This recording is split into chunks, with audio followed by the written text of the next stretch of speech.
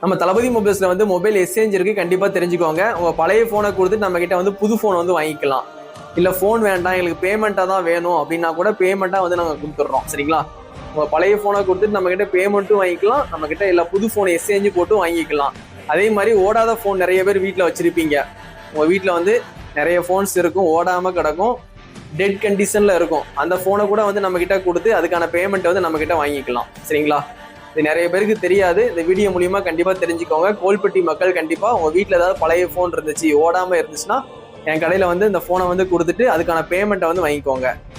அதே மாதிரி நம்ம கிட்ட வந்து டிஸ்பிளே சர்வீஸ்லாம் வந்து லோ பட்ஜெட்ல பண்ணி கொடுக்குறோம்.